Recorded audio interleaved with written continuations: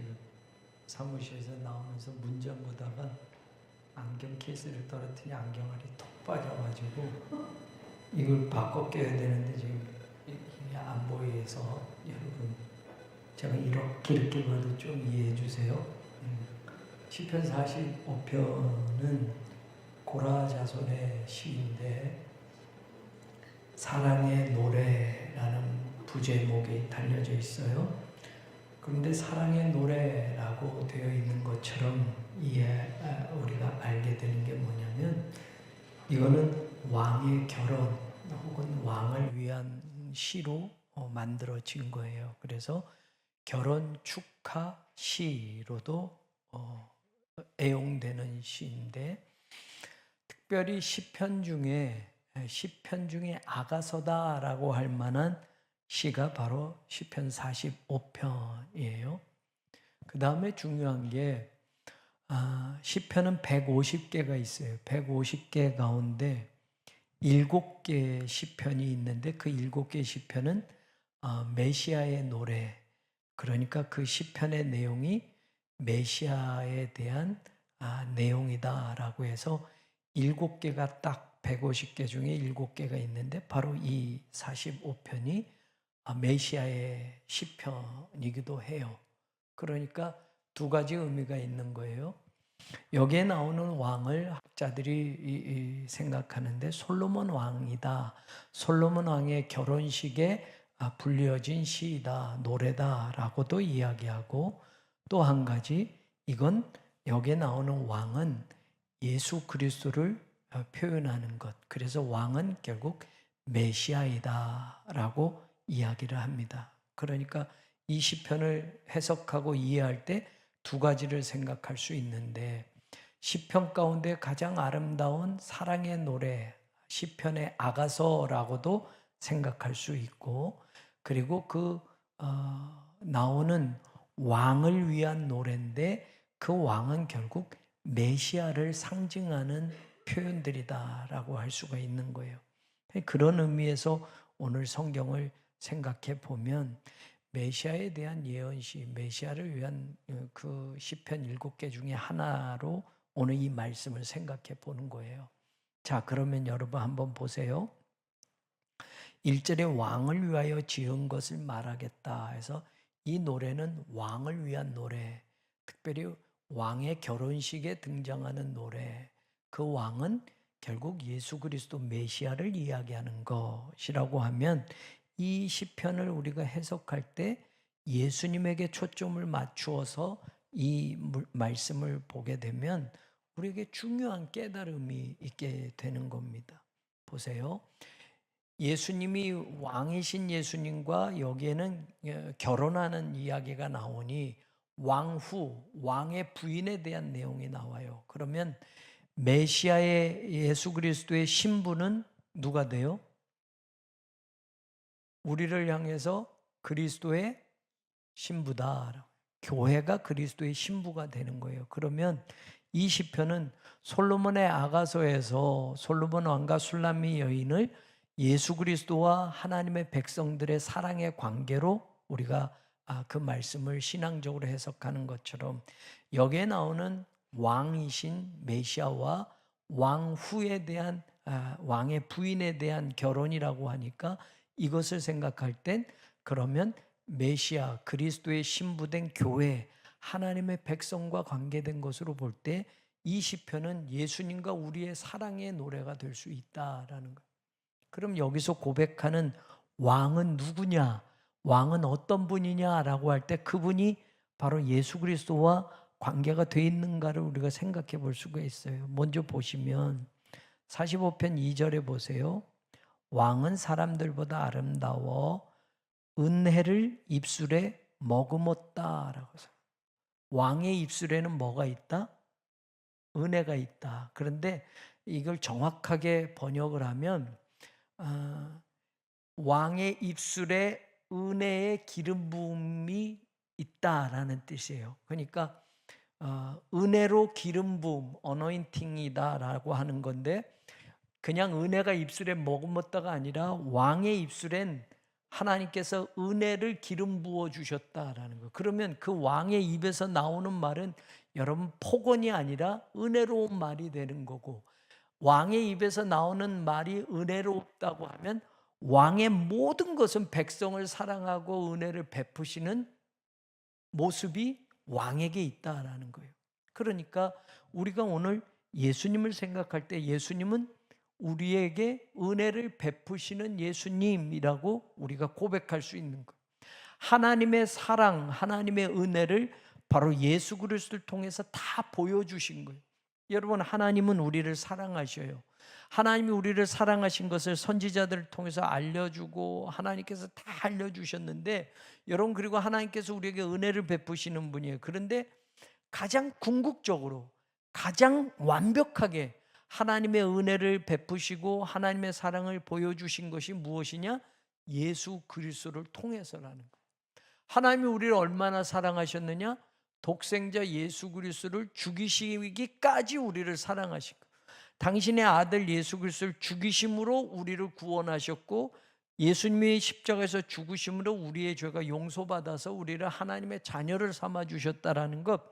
하나님의 사랑이 뭐 기적을 베풀어 주시고 병을 고쳐 주시고 뭐 적군을 물리쳐 주고 이런 것들도 성경에 숱하게 많지만, 가장 궁극적이고 가장 완벽한 것, 이거를 여러분 더 이상 이것 말고 이것을 넘어설 수 있는 것은 없어요. 그게 뭐냐? 예수 그리스도를 통한 하나님의 사랑을 우리에게 다 주신 것. 이거보다 더 큰 사랑은 없어요. 하나님이 이것보다 더 큰 사랑을 또 나중에 더 주실 게 없어요. 궁극적인 사랑이고 궁극적인 계시가 바로 예수 그리스도. 그러니까 왕은 은혜를 입술에 머금었다. 그래서 하나님이 왕에게 영원히 복을 주신다. 왕이 은혜를 기름 부어서 왕의 입술에 은혜가 가득하면 하나님께서 왕에게 모든 축복을 주시고 왕에게 모든 복을 주시면 그 왕을 통해서 왕의 백성들에게 은혜가 베풀어지고 하나님의 복이 임하게 되는 거예요. 바로 예수 그리스도를 통해서만 완전한 하나님의 사랑을 우리가 공급받을 수 있고, 예수 그리스도를 통해서만 하나님의 완전한 구원이 이루어지는 거예요. 예수 말고 다른 곳에서 이룰 수 없는 것. 그러니까 여러분, 이 말씀에서 왕의 입술에 은혜가 기름 부어졌다라는 이 말이 여러분 우리에게 얼마나 중요한 것인가. 여기 은혜라는 단어, 제가 여러분들에게 옛날에 설명을 했어요. 은혜라는 단어가 헨이라는 단어인데, 이 헨이라는 은혜, 이 단어가 어느 동사에서 나왔느냐? 하나니라는 동사에서 나왔어요. 하나는 뭐냐? 왕이 은혜를 베풀다 할 때 이 하나니라는 동사를 써요. 근데 제가 여러분들에게 자주 설명했어요. 은혜를 베풀다라는 뜻이지만 여러분, 이 모습이 어떤 거다? 왕이 은혜를 베풀려면 여러분, 왕이 백성들에게 내려가야 돼요. 왕이 은혜를 베풀려면 백성에게, 낮고 천한 백성에게 왕이 구부려서 은혜를 베풀어 주는 거예요. 그냥 야 받아라 하고 왕이 이렇게 주는 게 아니라, 여러분 정말 왕의 은혜는 이 정말 아무것도 없는 백성에게, 정말 땅바닥에 붙여서 감히 얼굴을 들 수 없는 백성에게 은혜라는 건, 여러분 이 백성은 감히 고개도 들어서 왕을 볼 수가 없어요. 그랬을 때 여러분 드라마 같은데 이렇게 왕을 감히 일반 백성이 땅바닥에 엎드리지 왕을 보기 위해서 빤빤하게 얼굴을 드는 그런 사람 표현이잖아요. 그런 드라마 보면 고개를 들라 이 말을 있잖아요. 나만 봤어요? 아니, 왕은 절대로 못 보잖아요. 백성은 고개를 땅바닥에 하고 왕의 얼굴을, 용안이잖아, 용안. 그러니까 못 보잖아요. 그러면 왕이 뭐라고 해요? 고개를 들라 할 때 들고선 볼 수 있잖아요. 그런데 여러분, 그냥 말로만 고개를 들라가 아니라 왕이 그 백성에게 직접 내려가서 그 백성이 땅바닥에 꿇어 엎드린 거 이렇게 왕이 같이 무릎 꿇고 이렇게 하면서 고개를 들라 그러면, 그 왕이 그냥 말로만 고개를 들어서 왕의 얼굴을 보는 것도 대단하지만 왕이 그 보좌에서 내려와 가지고 내 있는 곳에 내려와 가지고 왕이 무릎을 꿇고 내 고개를 들게 하면서 나를 같은 높이에서 나를 보게 한다. 이거 엄청난 거잖아요. 은혜를 머금었다라고 할 때 그 은혜가 바로 그런 뜻이에요. 은혜를 베풀려면 왕이 구부리다라서, 그래서 이 하나니라는 동사는 여러분 은혜를 베풀다고 그것의 원적인 의미는 뭐냐? 이렇게 구부리다예요. 구부리다. 왕이 백성에게 은혜를 베풀기 위해서 왕이 구부리는 거지 백성의 고개를 빳빳이 들고 주세요라고 할 수가 없는 거예요. 여전히 백성은 그냥 땅바닥에 엎드려 있는데 왕이 은혜를 베풀기 위해서 왕이 그 백성에게 내려가서 자신을 구부려 가지고 주는 거예요. 이게 은혜예요. 알겠죠? 그러면 그 왕이 예수님이라면 우리 뭘 생각할 수 있어? 빌립보서 2장에 뭐라고 나와요? 한번 보여줄래요? 6절에서 8절 읽어보십시다. 시작. 하나님의 본체시나 하나님과 동등됨을 취할 것으로 여기지 아니하시고 오히려 자기를 비워서 종의 형체를 가지사 어떻게? 사람들과 같이 되셨고 사람의 모양으로 나타나사 자기를 낮추시고 죽기까지 복종하셨으니 곧 십자가에서 죽으십니다. 하나님이 우리에게 은혜를 베푸시는데 저 높은 하늘 보좌에서 그래 하고 살려주마 뭐 이렇게 하는 것도 하나님이 은혜를 베풀어 주시는 거지만 하나님의 궁극적인 사랑과 그 은혜, 완벽한 사랑은 뭐냐? 하나님이 직접 사람이 되어서 우리에게 내려오셔서 사람과 같이 된 것만 해도 은혜예요. 저 높은 보좌를 어떻게 하셔서 하나님과 동등됨을 취하게, 하나님과 똑같이 그 높은 보좌에 계셔야 될 예수님이 그걸 비워서 보좌를 버리시고 이 땅에 내려오셨대요.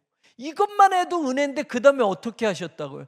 자기를 낮추셔서 어떻게 해요? 어디까지?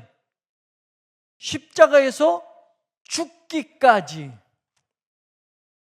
그러니 여러분, 예수님을 통해서 우리가 깨닫는 건 뭐냐? 하나님의 사랑, 무한하신 사랑, 완전하신 사랑인데 그 사랑을 상상할 수 있는 건 저 높은 보좌에서 뭘 이렇게 해결해 주시고 이렇게 해 주시는 것도 엄청난 거지만 직접 그 하늘 보좌를 버리시고 이 땅에 오셔서 우리와 똑같이 사람이 되어서 우리와 똑같은 언어로 하나님의 말씀을 전해주고 하늘나라 이야기를 우리의 똑같은 언어로 전해주시고 우리와 똑같은 사람의 모양을 입고 우리가 죽어야 할 그 죄의 짐, 죄의 무게를 대신 지시고 십자가에서 고통받고 죽으셨어요. 이렇게 사랑을 베푸신 분이 누구시다? 예수님이시다. 왕이 그런 분이다. 우린 이 시편에서 예수 그리스도의 그 사랑을, 하나님의 그 사랑을 확인할 수 있게 된다라는 거예요. 아멘. 그 다음에 보세요. 3절 보세요. 왕은 또 어떤 분이냐? 3절에 보면 용사여 칼을 허리에 차고 왕의 영화와 위엄을 입으소서. 왕은 진리와 온유와 공의를 위하여 왕의 위엄을 세우시고 병거에 오르소서. 왕의 오른손이 왕에게 놀라운 일을 가르치리이다. 왕의 화살은 날카로워 왕의 원수의 염통을 뚫으니 만민의 왕의 앞에 엎드러지는 듯다. 왕은 또 다른 모습이 뭐예요? 용사이신 왕이란 말이에요. 예수님은 용사이세요. 여러분 그걸 믿으세요? 첫 번째, 왕은 은혜로운 입술을 기름 부음 받으셔서 그의 언어, 그의 삶, 그의 행동은 우리들에게 무한한 사랑과 은혜를 베푸시는 분이에요. 그 예수님이. 그게 바로 첫 번째 오신 예수님이에요. 믿습니까? 여러분 우리를 사랑해서 그냥 다 주시기 위해서 오셨어요. 자, 근데 예수님은 또 누구시다? 용사세요. 용사. 용사는 뭐예요? 싸우는 거예요. 싸우는 거. 첫 번째 오신 예수님이 싸운 게 아니에요. 첫 번째 오신 예수님 자기를 다 비우시고 자기를 낮추시고 죽으시면서 가장 힘없는 모습처럼, 그래서 겉모습으로 볼 때는 여러분 흠모할 것이 아무것도 없어. 세상에서 자랑할 것이 아무것도 없어. 연한 순 같아서 여러분 채찍질을 당하고 도살장에 끌려가는 어린 양처럼 죽었단 말이에요. 그게 힘없어서 죽은 게 아니라 우리를 사랑해서 우리를 용서해서 우리를 구원하시기 위해서 그 길을 가신 거예요. 그런데 두 번째 오시는 예수님, 다시 오시는 예수님, 우리가 기다리는 예수님, 재림 예수님은 어떤 분이에요? 용사예요, 용사. 여러분 믿으세요? 성경 보세요. 계시록 19장 11절에서 16절 보세요. 앞에 보여요. 같이 읽어봅니다. 시작. 또 내가 하늘이 열린 것을 보니 백마와 그것을 탄 자가 있으니 이름은 충신, 진실, 공의로 뭐한다? 심판하면서 뭐한다? 예수님이 다시 오셨을 때 백마 탄 예수님의 모습이에요. 그런데 이분은 그 여리고 여린 모습으로 첫 번째 오셨던 그 메시아 예수님이 아니라 심판의 주님으로 오셔요. 그 다음에 뭐, 그 눈은 불꽃 같고 머리는 많은 관들이 있고 이름 쓴 것이 있는데 자기밖에 아는 자가 없고, 그 다음 피 뿌린 옷을 입었어요. 피 뿌린 옷은 뭐예요? 십자가로 우리를 구원하신 그 옷이 예수님의 옷이에요. 예수님 옷. 하나님의 말씀이라 칭하더라. 하늘에 있는 군대들도 희고 깨끗한 세마포 옷을 입고 백마를 타고 누구를 따른다? 여러분 예수님이 오실 때는 아무도 모르게 가장 낮은 말구유의 그 가난한 목수의 아들로 첫 번째 오신 예수님 그렇게 오셨을지 모르지만 두 번째 오시는 예수님 그렇게 안 오셔요. 천군 천사를 이끌고 오셔요. 아멘. 심판하시기 오셔요. 여러분 싸우시기 위하여 오셔요. 그 다음 보세요. 그의 입에서 예리한 검이 나오고 망국을 치겠고 철장으로 다스리고 하나님과 전능하신 이의 맹렬한 진노의 포도주 틀을 밟겠고 옷과 다리에 이름을 쓴 것이 있으니 누구다 그분이? 만왕의 왕이요 만주의 주라. 그분이 누구다? 예수님. 그분은 누구다? 용사이신 메시아. 여러분 우리가 두 번째 기다리는 예수님이 이런 예수님이에요. 첫 번째 오신 예수님은 구세주 같지도 않고 메시아 같지도 않고 여러분 정말 가난한 목수의 아들로 아무도 눈여겨보지 않는 모습으로 왔지만 그분이 낮고 낮아 죽음에 이르기까지 십자가에서 죽기까지 복종해서 하나님의 사랑을 완벽하게 보여주셔서 우리를 구원하셨어요. 근데 이제 다시 오실 예수님은 용사로 오신다. 싸우시는 예수님, 이 세상 모든 사탄 마귀를 완전히 멸하시는 예수님으로 오셔요. 그게 바로 용사이신 예수님. 아멘. 지금은 악이 이기는 것 같아요. 지금 마귀가 득실되는 것 같아요. 지금 선한 것이 멸해지는 것 같아요. 교회가 핍박을 받아요. 힘이 없는 것 같아요. 그러나 여러분 끝까지 믿으세요. 반드시 승리할 줄로 믿습니다. 그게 하나님의 계획 속에 있어요. 그럼 여러분 절대로 하나님의 백성은 망하지 않아요. 하나님의 교회는 망하지 않아요. 진짜 하나님의 교회는, 진짜 하나님의 백성들은 최후 승리를 믿으며, 우리 감리교회 신앙 고백이 그거예요. 여러분 우리는 의의 최후 승리를 믿는 거예요. 아멘. 어떻게 될까? 그 앞으로가 될지 안 될지, 이길지 질지 모르는 게 아니에요. 사탄과 싸워서 이길까 질까가 아니에요. 교회는 반드시 이긴다. 아멘. 내가 세상을 이기었노라 라고 하셨잖아요. 음부의 권세가 이기지 못하리라 라고 하셨잖아요. 그 말씀이 이루어질 거예요. 그럼 성도들은 그게 믿음인 거예요. 그게 지금 환난을 당해요. 지금 어려워요. 그런데 담대하라. 너희가 세상에서 환난을 당하나 담대하라. 내가 세상을 이기었노라. 심판으로 오시고 용사로 오신 그 예수님, 그분의 칼을 허리에 차고 오십니다. 그래서 진리와 온유와 공의를 위하여 싸우실 거예요. 예수님이. 그리고 최후로 왕의 화살은 날카로워 왕의 원수의 염통을 뚫으니 만민이 왕의 앞에 어떻게 된다? 엎드러진다. 보세요. 계시록 20장 보세요. 계시록 20장 보여주세요.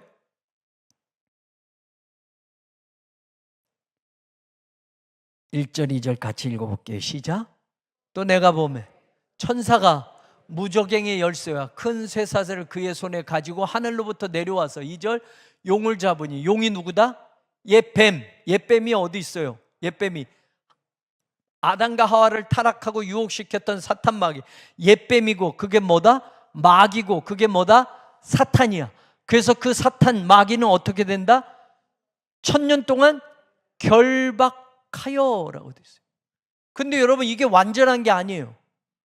다시 나오게 돼 있어요, 사탄이. 그 다음에 10절 보세요. 10절 최종적으로 그들을 미혹하는 마귀가 아까 뭐예요? 옛뱀 사탄 어디로 가? 불과 유황못에 던져지니 거기는 짐승 거짓 선지자도 있어 세세토록 밤낮 괴로움을 받으리라. 세세토록이라는 건 뭐예요? 영원토록. 그럼 여러분 사탄 마귀는 결국엔 멸망해요, 안 멸망해요? 이게 계시록에 나오는 말씀이에요. 여러분 왕의 원수들이 결국 어떻게 된다? 왕의 화살에 그들이 염통을 뚫어서 만민이 왕의 발에 어떻게 된다? 엎드러지는 듯. 여러분 다시 오시는 예수님은 깨끗이 정리하셔요. 지금은 첫 번째 오신 예수님이 여러분 사탄이 가룟 유다 속에도 들어가서 예수님을 팔게 만들고 대제사장들을 미혹해서 여러분 예수님을 십자가에 못 박아 죽이고 예수님이 사실은 죽지 않아도 될 만한데 바라바를 풀어줄까 예수를 풀어줄까 그 긴박한 상황에서 바라바가 대신 살고 예수님이 십자가에 죽었어요. 그러면 여러분 예수님이 끝나고 예수님이 멸망하고 예수님이 패배한 것처럼 보이지만 결국 십자가에서 하나님의 완전한 사랑과 완전한 구원을 이루셨어요. 그래서 이기신 거예요. 왜? 부활은 하나님이 시키셨으니까. 사탄은 자기가 이긴 줄 알았어요. 만약에 제가 늘 강조하면서 사탄이 예수님을 십자가에 못 박아 죽이는 것이 자기가 패배하는 거라면 절대로 사탄은 미혹해서 예수님을 죽이는 일을 안 했단 말이에요. 이거는 성경이 계속 말해요. 만세전부터 감추어졌던 비밀이에요. 하나님밖에 모르는 구원 계획이었어요. 그걸 하나님이 이루신 거예요. 사탄도 모르고 천사도 모르고 하나님은 우리를 구원하시기 위한 그 계획을 이렇게 세우셨고 하나님이신 예수님이 이 땅에 오셔서 대신 죽으심으로 그 순간은 끝난 것처럼 보이고 사망이 그를 삼킨 것처럼 보이지만 여러분 부활하셔서 그 예수님을 믿는 모두에게 우리도 어떻게 된다? 부활하고 영생을 주셨단 말이에요. 그 예수님 믿는 여러분 우리는 승리하게 돼 있어요. 그럼 마지막 다시 오시는 용사이신 예수님이 심판하러 천군 천사들과 이 땅에 오실 땐 완전하게 사탄을 영원히 불못에 던져서 거기서 영원토록 여러분 고통받게 할 거라고 하셨어요. 그 다음에 6절을 보세요. 6절 하나님이요 주의 보좌는 영원하며 주의 나라의 규는 공평한 규이니이다. 여러분 메시아의 나라는 영원하다. 믿습니까? 아멘. 오늘 왕의 이거는 인간 왕이 아니라 예수 그리스도를 얘기하는 거예요. 그러니까 주의 보좌는 영원하며 주의 나라의 규, 왕이 가지고 있는 그 규는 여러분 공평한 규이다. 여러분 예수 그리스도는 영원한 만왕의 왕으로 그의 왕국은 영원할 것이다. 이게 우리의 믿음의 고백이 되어야 돼요. 보세요. 이사야서 9장 7절을 보세요. 이사야 9장 같이 읽어봐요. 시작. 그 정서와 이 9장 앞에는 여러분 예수님에 대한 이야기가 나와요. 그분은 어떤 분이다 메시아에 대한 이야기가 나오면서 9장 7절이 이렇게 나온 거예요. 그의 정서와 평강의 다음이 어떻게 한다? 무궁하다. 무궁하며 다윗의 왕자와 그의 나라에 군림하여 그 나라를 굳게 세우고 지금 이후로 어떻게 영원히 정의와 공의로 그것을 어떻게 한다? 보존하실 것이다. 아멘. 하나님의 나라는 영원합니다. 아멘. 그 나라는 영원합니다. 여러분 이 세상을 살면 좀 국민들 가운데 반반 나눠졌을 거예요. 큰일 났구나 하는 사람도 있을 거예요. 잘 됐다는 사람도 있을 거예요. 여러분들의 성향이 정치 성향이 어디에 있든지 간에 어떤 분들은 지금 너무 좋아하는 분들이 있고 어떤 분들은 비통해하는 분도 있어요. 제가 늘 강조합니다. 여러분 인생의 정권, 인간의 정치가 우리를 구원하지 않아요. 우린 여러분 80년대 군사 독재 시절로 지나왔어요. 여러분 아니 문민정부라는 시절도 지나왔어요. 여러분, 대통령이 누구냐에 따라서 어떤 때는 보수, 어떤 때는 진보. 여러분, 이전 대통령은 또 어떤 성향, 지금 탄핵된 대통령은 또 어떤 성향, 앞으로 또 누가 대통령이 될까? 여러분, 누가 대통령이 된다고 이 나라가 잘 되고 누가 대통령이 된다고 이 나라가 못 되는 거 아니에요. 물론 편차는 있겠지만 여러분, 이미 우린 다 경험해 봤잖아요. 더한 것도 경험했어요. 공산주의가 여러분 이 나라를 잠식하려고 하는 그런 시절도 지나왔어요. 일본의 일제 강점기 시절도 지나서 여러분 모든 걸 다 빼앗긴 시절도 지나왔어요. 그래서 우리가 없어졌어요? 이 나라가 망했어요? 이 백성이 죽었어요? 고통은 받고 힘들었지만 여러분, 그게 우리를 구원한 게 아니에요. 그게 오늘 우리를 지켜낸 게 아니에요. 우리의 신앙, 믿음. 여러분, 어떤 상황도 물론 크리스찬이 행동해야죠. 그래서 이쪽 편에 서는 사람들도 있고 이쪽 편에 서는 사람도 있지만 여러분, 그게 믿음에 따라서 다 서로가 달라요. 어떤 사람의 믿음은 여기를 지지하고, 제가 존경하는 교수님, 신학교 때부터 교수님은 또 이쪽 너무 하셔서 또 어떤 친구들은 또 이쪽 너무 하셔서, 그럼 저는 여기냐? 아니요, 저도 어디예요. 근데 그게 우리에게 희망을 주는 게 아니라고요. 네? 아이고 주여, 그거 얘기해 이렇게 지나가요. 뭘 이야기하려나. 주의 보좌는 영원하다. 이 땅에 여러분, 인간의 나라, 인간의 정권이 유지하는 것 같지만 하나님의 나라의 흐름이, 여러분, 세속사, 세상의 역사 위에 하나님의 구원 역사는 같이 흐르고 있음을 믿으셔야 돼요.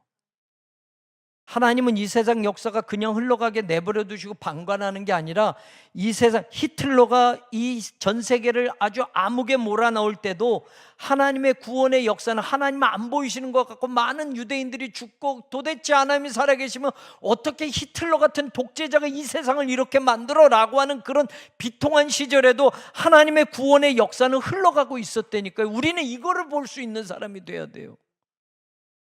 하나님은 절대로 우리를 버리지 않으셔요. 하나님의 심판, 하나님의 뜻, 하나님의 구원의 역사는 반드시 이 세상과 더불어 흘러가고, 크게 보면 이 세상의 그 세세한 역사도 하나님의 주권 아래에 있는 거예요. 이 세상의 통치자들도 마음대로 하는 것 같지만 하나님이 이 세상을 다스리고 계시는 걸 우리는 믿어야 돼요. 우매한 지도자로 인하여 백성들이 고통받는 시절도 있겠지만, 여러분, 오늘 이 말씀 속에서 하나님의 나라는 영원하다. 그러면 우리는 세상 나라의 흥망성쇠에 막 슬퍼하고 기뻐하고 이런 삶을 살지만 그게 우리의 궁극적인 구원의 힘이 아니고, 이런 상황 속에서도 하나님의 구원의 역사는 흘러가고 있고 우리는 그 너머에 하나님의 통치를 바라보고 기대하는 사람이 되어야 된다. 그러면 하나님의 나라는 영원한 나라다. 예수 그리스도의 통치는, 만왕의 왕이신 그 예수님은 지금도 이 세상을 다스리는 하나님의 그 주권을 가지고 우리를 돌보고 계신다라는 것을 우리가 잊지 않아야 될 줄로 믿습니다. 누가복음 보세요. 1장 32절에서 33절 같이 읽어봐요. 시작. 그가 큰 자가 되고 지극히 높으신 이의 아들이라 일컬어질 것이요 주 하나님께서 그 조상 다윗의 왕위를, 그 다윗의 왕권이 예수 그리스도예요. 그래서 어떻게 해요? 영원히 야곱의 집을 왕으로 다스릴 것이며 그 나라가 어떻게 된다? 하나님의 보좌, 왕의 보좌는 영원하며가 이게 돼요. 다윗의 왕권은 사실 끝났어요. 다윗의 나라는 끝난 거잖아요. 유다 나라가 멸망했잖아요. 그런데 신앙적으로, 상징적으로 다윗의 그 왕권이 예수 그리스도, 다윗의 후손 예수 그리스도에게 이어져서 하나님은 영원한 하나님의 왕이, 하나님의 왕국을 지금 이어가고 계시는 거예요.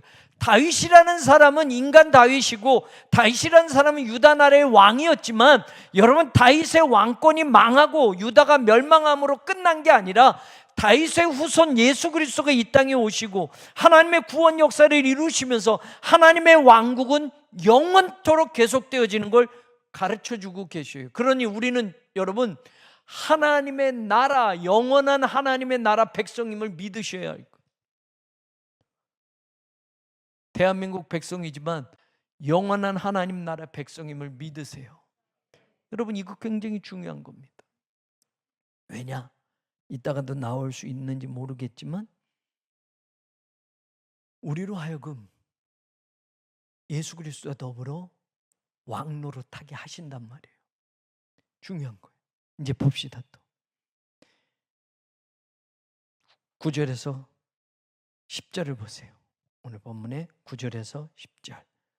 왕이 가까이 하는 여인들 중에는 왕들의 딸이 있으며 왕후는 오빌의 금으로 꾸미고 왕의 오른쪽에 서도다. 자, 예수님이 메시아이시고 왕이, 여기서 말하는 왕이 예수 그리스도를 상징하는 것이라면 왕 오른쪽에 서 있는 왕후에 대한 이야기가 오늘 나와요.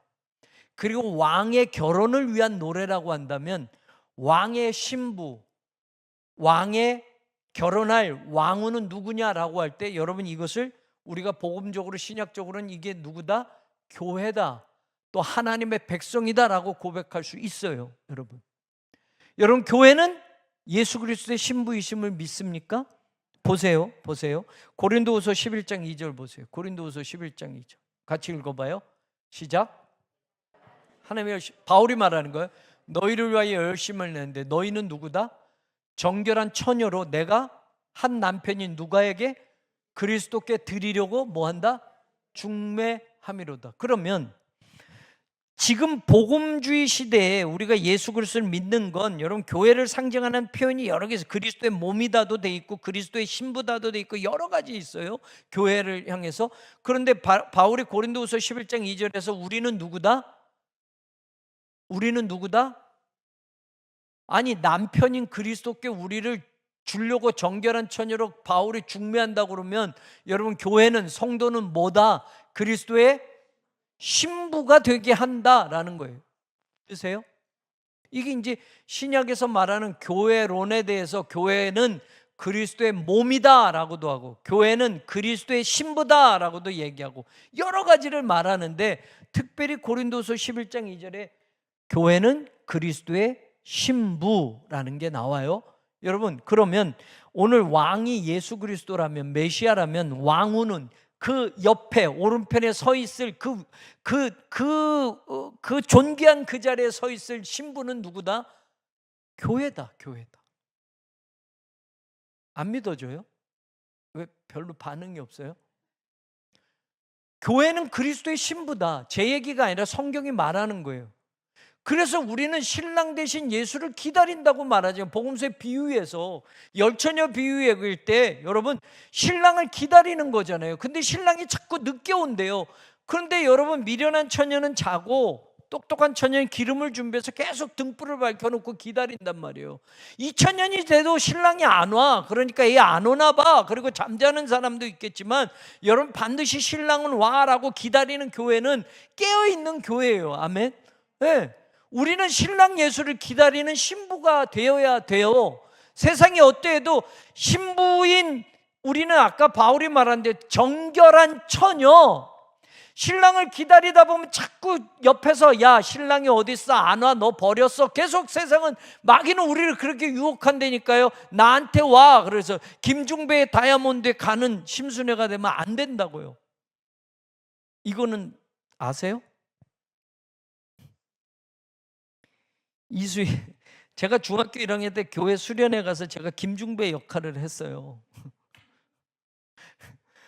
그래서 그게 너무 대사도 여러분, 세상에서 살다 보면 신랑이 자꾸 늦게 온대요. 안 오는 것 같아요. 2000년 됐잖아요.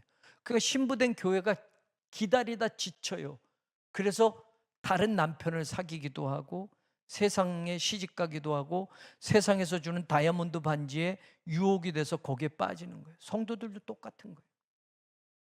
여러분, 세상이 얼마나 달콤한지, 시대가 2000년 지나면서 여러분, 세상은 얼마나 더 유혹거리가 많은지, 우리가 자란 시대보다 우리 자녀들, 우리 손주들이 자란 시대는요, 세상의 유혹이 더 커요. 더 커. 타락하게 만드는 것들이 여러분, 선악과가 얼마나 색깔이 바뀌었는지 몰라요, 여러분.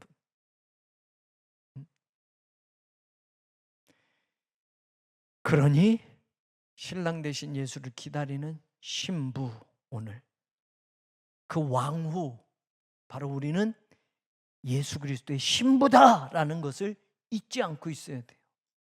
네. 또 한 가지 보세요. 계시록 21장 9절, 10절, 12절, 14절 볼게요. 같이 읽어봐요. 시작. 7 대접을 가지고 마지막 7 재앙을 담은 7 천사 중 하나가 나와서 내게 말하되, 오라, 내가 신부 누구의 신부? 어린 양의 아내를 내게 여러분, 어린 양의 아내, 어린 양은 예수 그리스도 상징이에요. 계시록에 보면 내가 어린 양의 아내 신부를 보여줄 거야 라고 말해요. 그 다음 보세요. 10절에 성령으로 나를 데리고 크고 높은 산으로 올라가 하나님께로부터 하늘에서 내려오는 거룩한 성 예루살렘을 보이니, 내가 신부를 보여줄게 라고 했는데 그 신부가 누구다? 거룩한 성 예루살렘을 보였어요. 그 다음에 12절, 그 거룩한 성 예루살렘이 다시 오시는 어린 양의 신부인데, 신부를 보여줄게 하는데 거룩한 성 예루살렘을 보여줘요. 이거 잘 이해해야 돼요.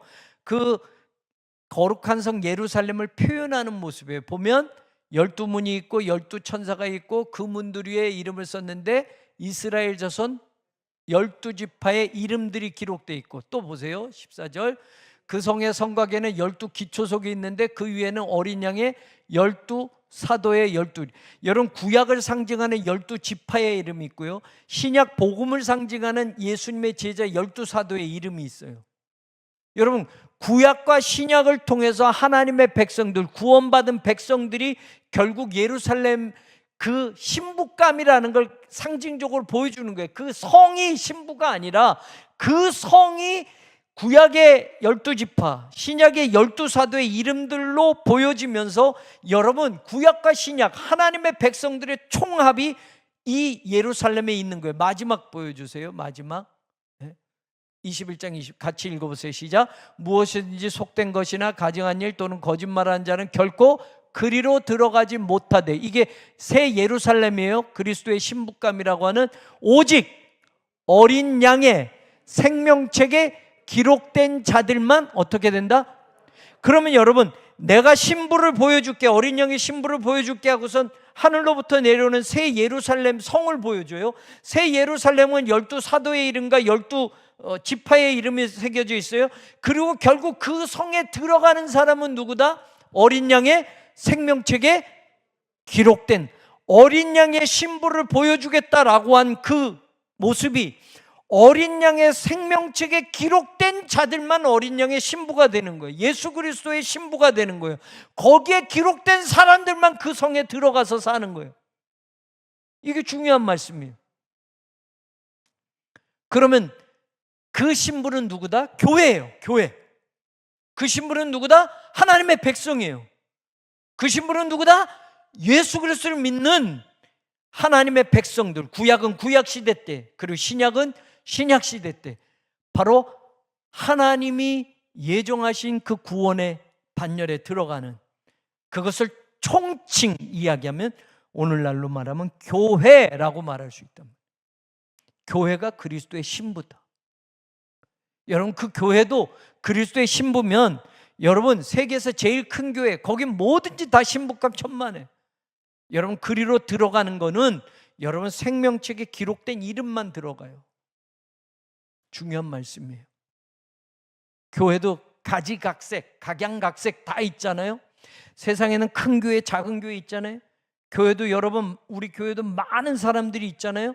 그런데 여러분, 새롬교회 교인들만 들어가는 게 아니에요. 중요한 건 새롬교회 교인 교족부에 들어가서 천국에 들어가고 새 예루살렘이 되고 여러분 어린 양의 신부가 되는 거 아니에요. 여러분의 이름이 어린 양의 생명책에 기록이 돼 있어야만 들어가는 거예요. 중요한 말입니다. 그거는 예수 그리스도의 십자가의 보혈로 죄 씻음 받은 사람들만이 들어갈 수 있는 거예요.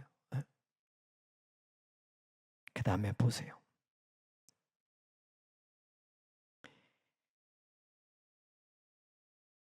마가복음, 누가복음 먼저 보여줄래요? 누가복음 14장 있어요? 마가복음 있어요? 누가복음 14장 같이 읽어보십시다. 시작. 무릇 내게 오는 자가 자기 부모와 처자와 형제와 자매와 더욱이 자기 목숨까지 미워하지 아니하면 능히 내 제자가. 여러분, 부모, 처자, 형제, 자매 목숨까지 뭐하다? 미워하다라고 하는 이 단어가 오해를 일으키는 단어예요. 이건 미세오라는 단어예요. 덜 사랑하다, 더 사랑하다 할 때 이 단어를 쓰는 거예요. 예수님은 너 부모 미워해야만 내 제자가 되는 거야. 너 부모를 미워하고 형제를 미워하다는 개념이 아니에요. 예수님을 더 사랑하는 자들을 말하는 거예요, 이게. 여러분, 그 다음에 또 보여주세요. 마태복음 같이 읽어봐요. 시작.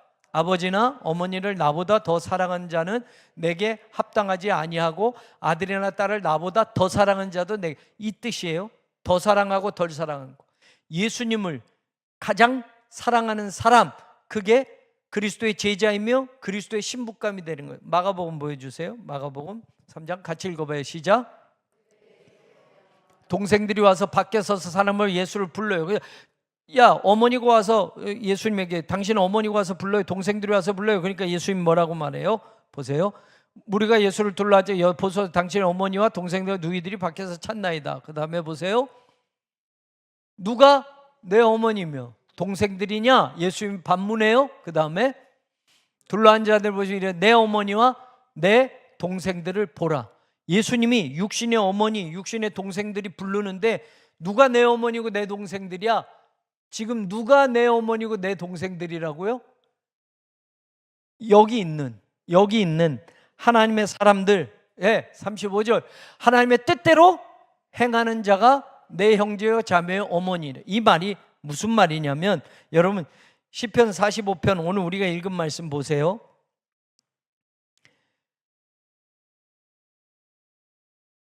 10절. 왕의 오른쪽에 서도다. 9절 얘기하고 10절에 읽어보세요. 시작.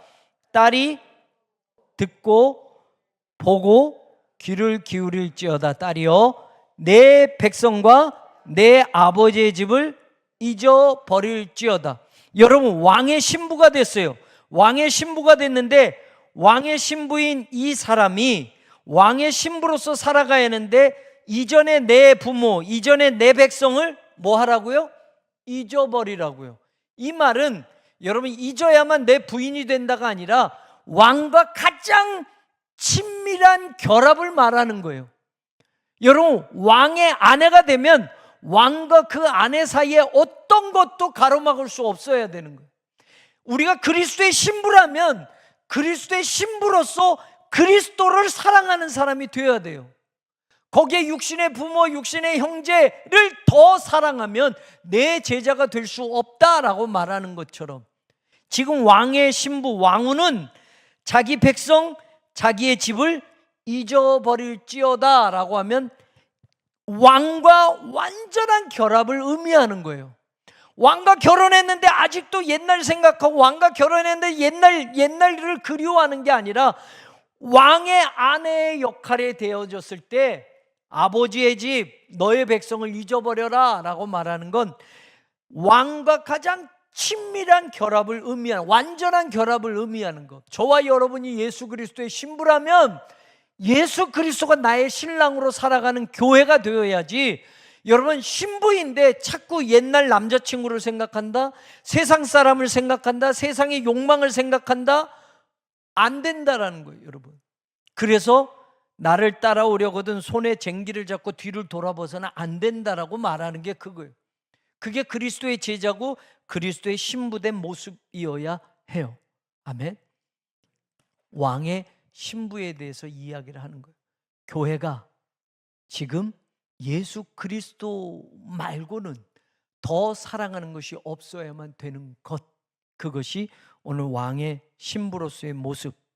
그 다음에 더 한 가지 생각해 볼 것, 여러분 11절 말씀을 보세요. 11절 말씀 같이 읽어봅니다. 시작. 그리하면 왕이 내 아름다움을 사모할지라. 그는 내 주인이시니 너는 그를 경배할지어다. 여러분, 왕이 내 남편이지만 나의 뭐다? 주인이고, 나는 그 왕을 어떻게 해야 된다? 경배해야 된다. 여러분, 주인이라는 이 단어에 히브리어는 바알이라는 단어가 있어요.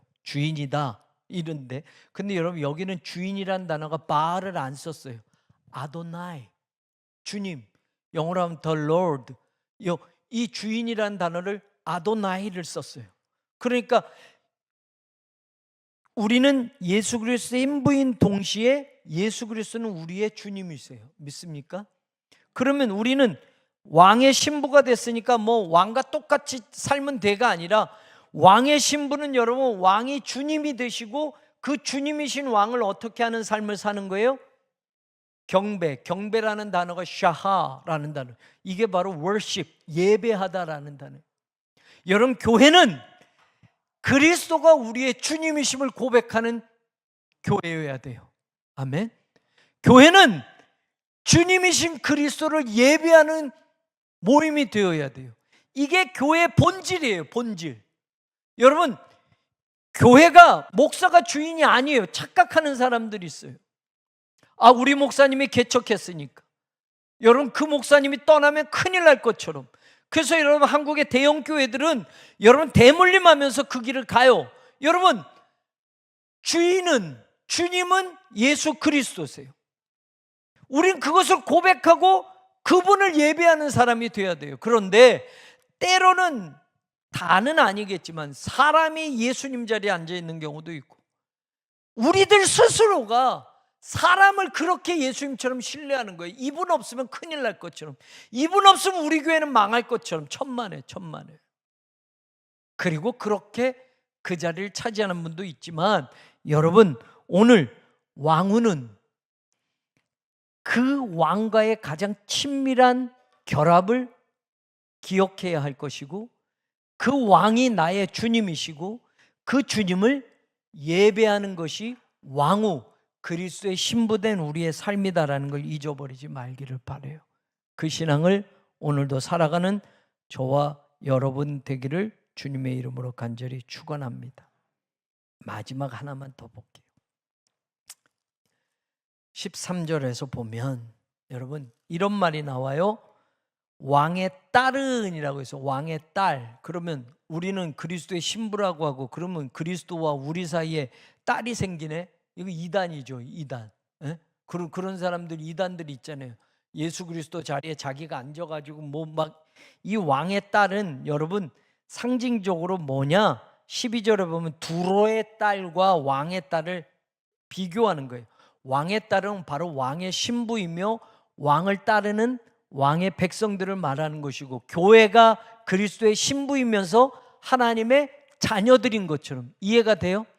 여러분 우리가 상식적으로 우리가 예수 그리스도의 신부야 그러면 우리는 하나님의 뭐 해야 돼요? 아니, 우리가 교회가 그리스도의 신부야, 그리스도는, 예수님은 하나님의 뭐야? 독생자 아들이야. 그럼 우리가 그리스도의 신부야. 그럼 우리는 하나님의 뭐가 되는 거예요? 하나밖에 없는 며느리. 이러면 이단이 되는 거잖아. 보세요. 그렇게 되는 거예요. 이만희가 보혜사라고 얘기하잖아요. 저 사람들은 보혜사는 성령님이고 보혜사는 예수 그리스도를 말하는 건데, 이만희가 보혜사라고 믿잖아요. 그런 이단이 생기는 것처럼 이런 거, 또 뭐 그런 이단들이 얘기하는 거, 선악과를 따먹은 건 뭐예요? 천사와 마귀와 하와가 육체적인 관계를 한 거다. 그래서 피가름을 해야 된 통일교가 그런 것도 얘기하잖아요. 여러분 이게 인간적인 생각 속에서 판단하니, 그러면 여기서 왕의 딸이 생겼네. 그럼 우리는 왕의 신부라고 했어. 그러면 예수 그리스도와 우리가 딸을 낳는 거네.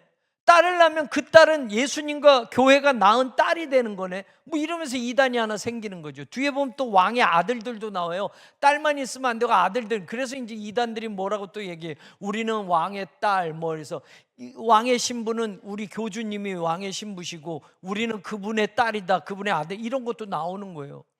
여기에 있는 왕의 딸은 바로 예수 그리스도의 신부된 우리의 또 다른 표현이 되는 거예요. 우리가 하나님의 며느리라고 말하지 않잖아요. 육신의 족보로 따지면 예수님의 신부가 되면 우리는 하나님의 며느리지, 그죠? 이것도 다 까먹고 가서 오늘 우리 목사님이 하나님의 며느리라고 그래서 이러면 큰일 나는 거고, 여러분 우리는 하나님의 뭐다? 자녀들이다. 그러면서 성경은 또 우리는 예수 그리스도의 신부다라고 말하죠. 인간 족보는 이게 말이 안 되잖아요. 바로 예수 그리스도가 우리의 신랑이시면 우리는 하나님의 자녀로서 살아가는 그 신분의 회복, 그리고 신분의 자격을 말하는 거예요. 왕의 딸은, 뒤에 나오는 왕의 아들들은 여러분 하나님의 백성인 우리를 말하는 거예요. 우리를 말하는 거. 보세요. 왕의 딸들은 뭐 한다? 궁중에서 뭘 누린다? 영화를 누려요. 여러분, 우리가 하나님의 자녀니까 하나님의 나라에서 뭐 해요? 하나님 주신 축복을 누리게 사는 거예요. 아멘. 그 다음에 옷은 금으로 수놓았고 수놓옷을 입은 왕께로 인도함을 받고 시종하는 친구 처녀들도 있고, 여러분 그들은 기쁨과 즐거움으로 씹어져 인도함을 받고 왕궁에 들어가리라 라고. 왕궁에 들어가리라. 그리고 16절에 보면 왕의 아들들은 이라고, 왕의 조상들을 계승할 것이라. 왕의 아들이 왕의 신분을 이어가는 것처럼, 여러분 그러면 우리를 일컬어 말하는 거예요. 메시아의 신부감도 되지만 우리는 하나님 나라의 백성으로 사는 거고 하나님 나라의 자녀로 사는 거예요. 딸이든 아들들이든 하나님 주신 축복이 우리에게 있다라는 거예요. 믿습니까? 그거를 오늘 이 시편은 이야기하는데, 보세요. 갈라디아서 4장 7절은 우리에게 뭐라고 말하나 보세요. 시작. 아들이니, 아들이면 하나님으로 말미암아 뭘 유업을 받으? 유업은 상속받는다면, 우리는 하나님의 자녀이기 때문에 하나님의 자녀들은 뭘 해준다? 하나님이 상속해 준단 말이에요. 그 다음에 또 보세요. 로마서 8장 17절 같이 읽어봐요. 시작. 자녀이면 상속자야. 하나님의 상속자야. 그리스도와 함께한 상속자야. 우리가 그와 함께 영광을 받게요. 고난도. 중요한 것은 예수 그리스도와 똑같이 대우를 받는 거야. 예수님을 하나님의 아들로 인정하시면 우리도 하나님의 아들로 인정하는 거예요. 그래서 하늘의 모든 것을 우리도 어떻게 받아요?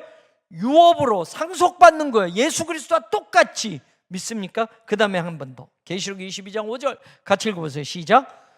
다시 밤이 없겠고 등불과 햇빛이 쓸데없으니 이는 주 하나님이 그들에게 비추심이라. 그들이 세세토록 뭐한다? 하나님의 백성인 우리, 그리스도의 신부인 우리, 교회는 하나님 나라에서 어떻게 한다? 왕노릇한다. 그래서 계시록에서는 똑같은, 예수님이 하나님의 보좌에 앉은 것처럼 우리도 그 보좌에 함께 앉게 하겠다라는 말은 뭐예요? 우리도 그리스도와 더불어 뭐를 한다? 왕노릇하리라 하는 말씀을 계시록에서 약속하는 거예요. 하나님의 자녀, 그리스도의 신부, 그들은 하나님 나라에 들어가서 하나님의 모든 것을 상속받고 영원한 하나님 나라에 무엇이 된다? 세세토록 왕노릇하리로다. 이게 우리의 신분이고 이것이 우리의, 하나님이 우리를 향한 계획이죠. 이 시편 45편은 오늘 그걸 우리에게 가르쳐 주는 거예요. 왕이신 하나님, 예수 그리스도의 신부로 준비된 우리, 그리고 하나님의 자녀된 우리에게 주시는 그 축복이 이 45편에 말씀되어졌고 예언되어져 있고 약속되어져 있기에 우리는 그 말씀을 믿고 끝까지 승리하는 그 믿음의 사람들, 대열에 낙오함 없이, 세상 것 기웃거림 없이 진짜 예수님 잘 믿어서 이 약속 모두가 여러분의 삶 속에, 우리의 신앙의 가정 속에, 그리고 마무리 속에 반드시 성취되어지고 이루어지기를 주님의 이름으로 간절히 축원합니다.